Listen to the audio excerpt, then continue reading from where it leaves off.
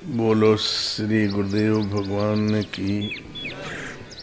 बोले हमने कहा गाड़ी मत छू, क्यों छुआ?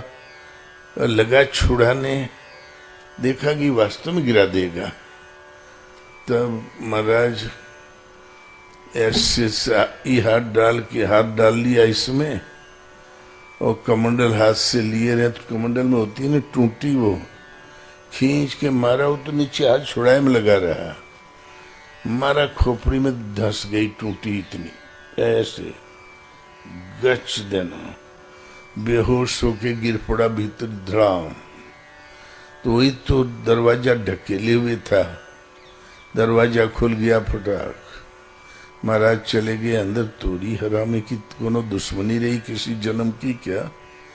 कहे जान पर उतारू हो गया रे तोरी खल की, अब नट्टा पकड़ के चढ़ बैठो तो क्या करिए रे? बिगड़े बड़ी जोर से तो सातों सिंधी परेशान, पूरा डब्बा महाराज की तरफ जो कोई बैठे थे।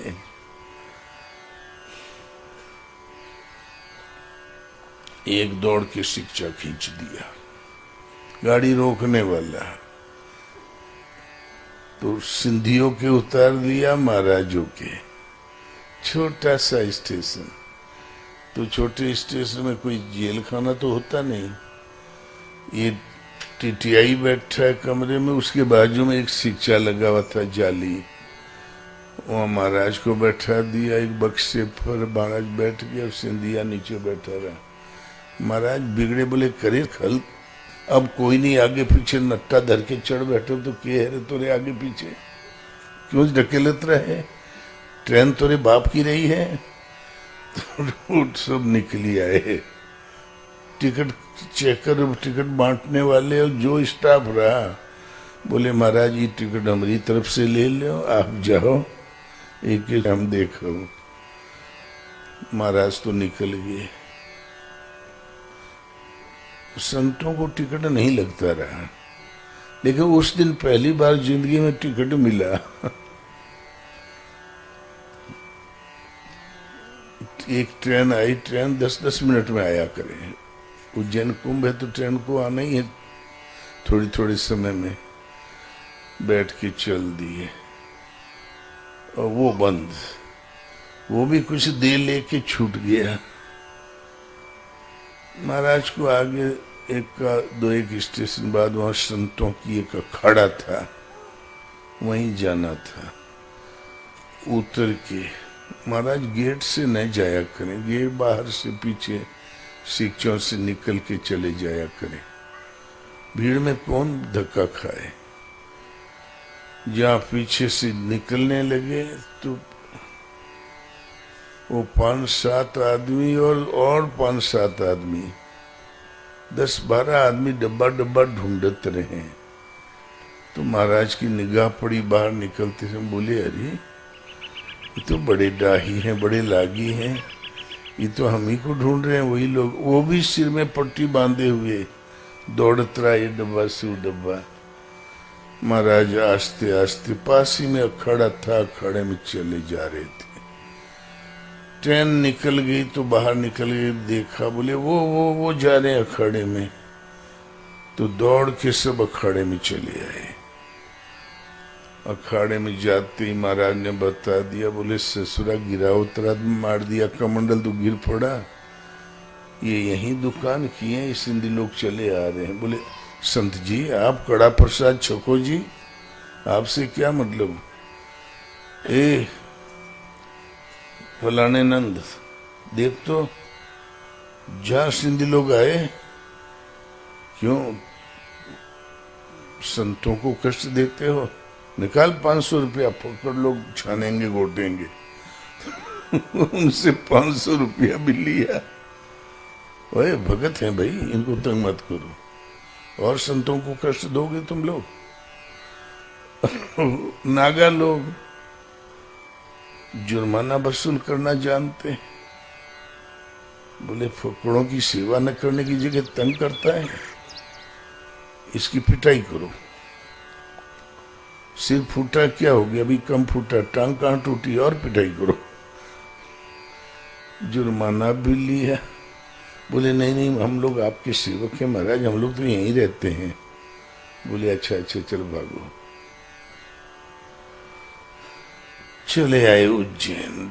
उज्जैन में जब आके आसन लगा तो डुगडुगी पीटी जा रही थी, डुगडुगी बज रही थी। जो एरा गहरा साधु घूमते हो, न गुरु के न पीर के, वो आदि शंकराचार्य के संग में मठ में शामिल हो जाएं, कल सुबह 9 बजे आ जाएं, वो सब दीक्षित कर लिए जाएंगे। तो महाराज के, हमारे गुरु महाराज का तो कोई मठ अखाड़ा था ही नहीं। आकाशवाणी हुई कि इस मंदिर में तुम्हारे गुरु महाराज बैठे हैं।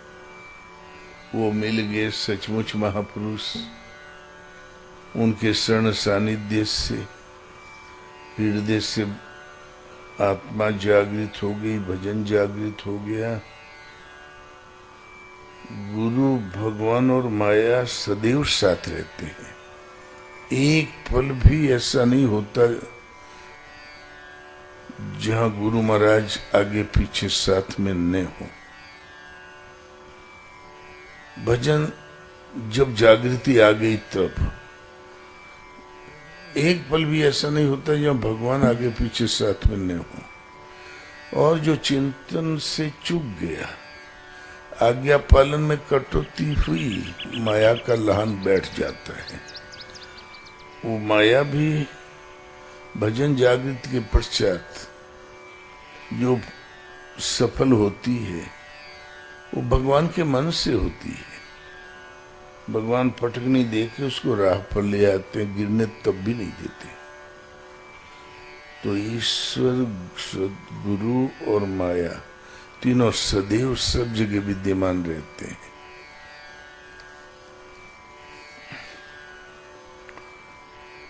गुरु महाराज ने कोई वो तो बताया नहीं था कौन अखाड़ा, कौन द्वारा, योग पट क्या, प्रेम पट क्या, देवता कौन, देवी कौन, ये तो ये प्रपंच तो बताया नहीं था।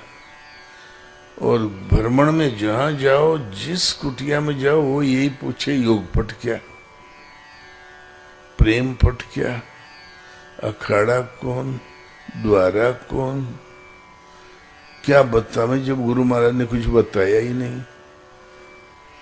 अब इस जत्था में मैं शामिल अवश्य हो जाऊंगा, फिर कल से मैं भी बताया करूंगा। आदि शंकराचार्य का अखाड़ा, भूर्भुवः गोत्र सिंघेरी मठ, निश्चय पक्का कर लिया। सुबह जरूर शरीक हो जाऊंगा। बड़े ही सवेरे भजन बैठे थे 4 बजे। महाराज का नियम था 2 बजे उठ के भजन में बैठ जाए।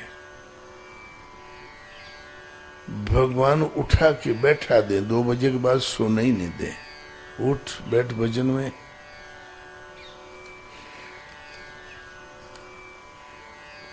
और फिर भी सो जाए तो सब कर्म हो जाए। साधक तो निमित्त मात्र है, उससे जो पार लगता है वो भगवान के द्वारा प्रदत्त होता है। भजन बैठे थे 4 बजे भजन में।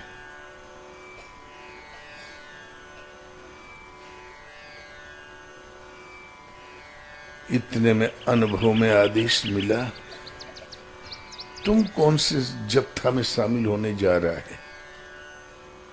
तुम्हारे गुरु ऐसा गुरु, तुम्हारे ऐसा चेला आज संसार में कोई है ही नहीं। तुम कौन से संग में, जत्था में शामिल होने जा रहा है। महाराज कहे हमको इतनी खुशी हुई, उस मेले की भीड़ में हम उछल पड़े।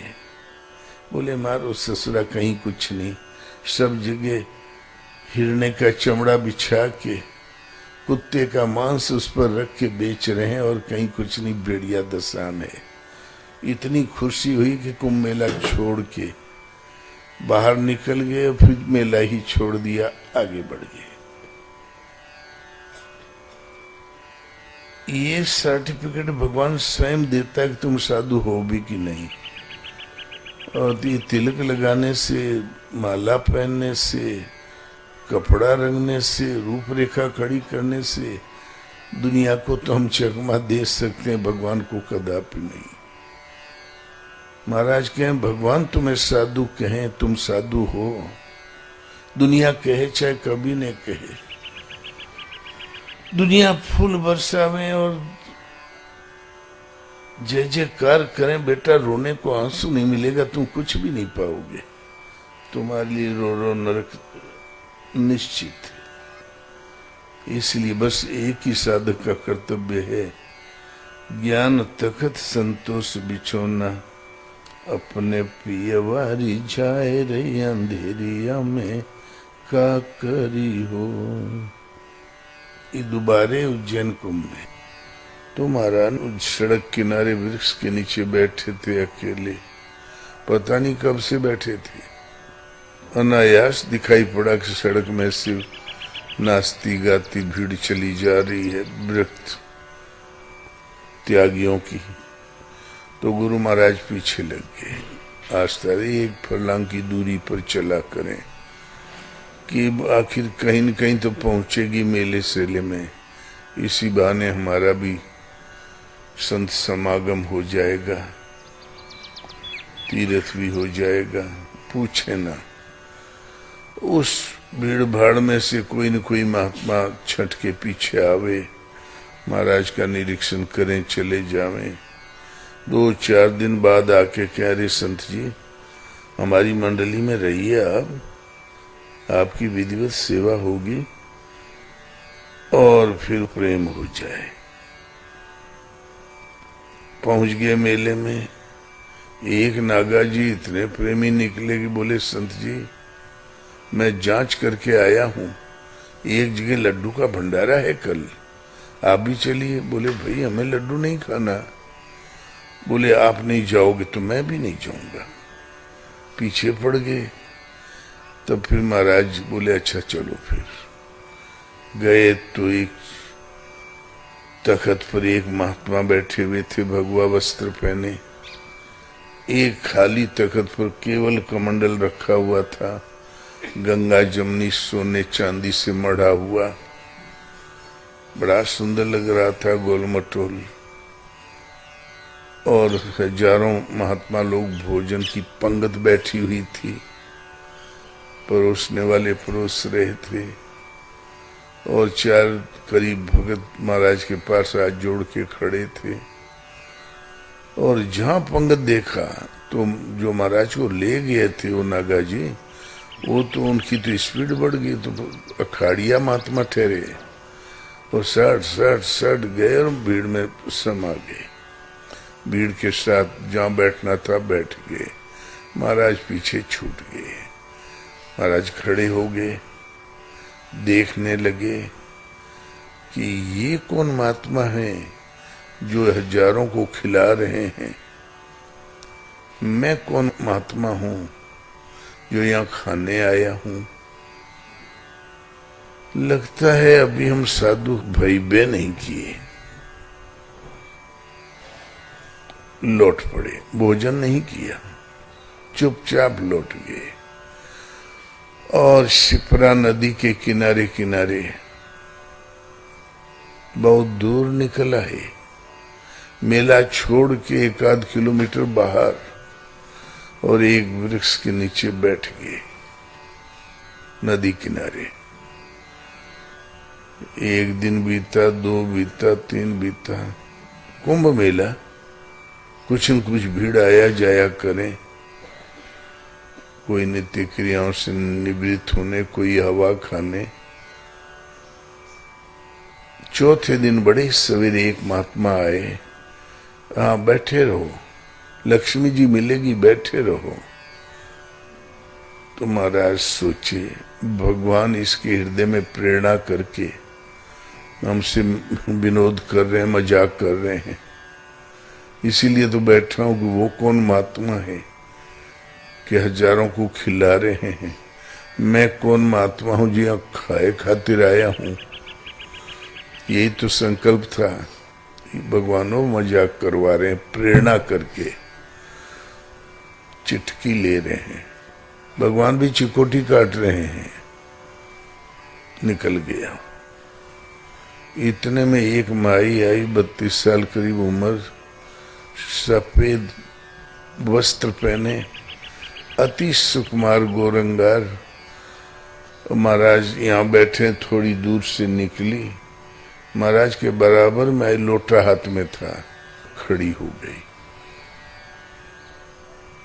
और इशारा किया। उसका नौकर भागता हुआ आया, गुरुनंदन ने कुछ कह दिया, दौड़ के गया, बाल भोग ले आया, बढ़िया महाराज के पास ला के रख दिया, हाथ जोड़ के बैठ गया।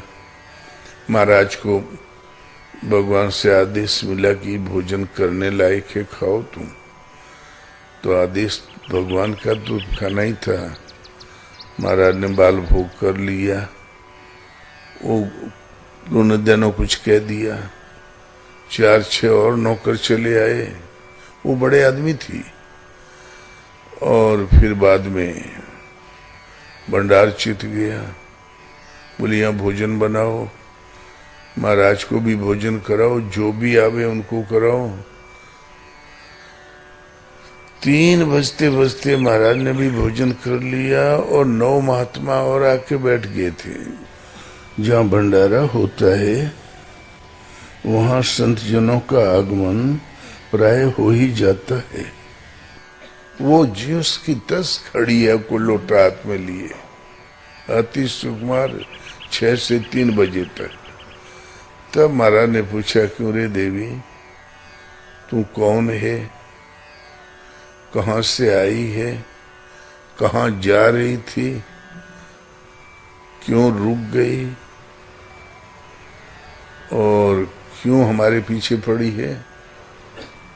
जो महाराज को पूछना हो एक श्वास में एक बार हम पूछ लिया करें। तो बोले, महाराज मैं एक वकील साहब की औरत हूँ, बॉम्बे से आई हूँ कुंभ मेले में, हमारा परिवार हमारे साथ में है, यहाँ कैंप लगा है। महाराज इधर जा रही थी नित्य क्रियाओं से निवृत्त होने, यहाँ जो बाजू से निकल रही थी तो आकाशवाणी हुई, इन महात्मा की सेवा करो। तो हमारी समझ में नहीं आ रहा कि मैं कौन सेवा करूं, तो जो कुछ समझ में आ रहा वही मैं करती चली जा रही हूं।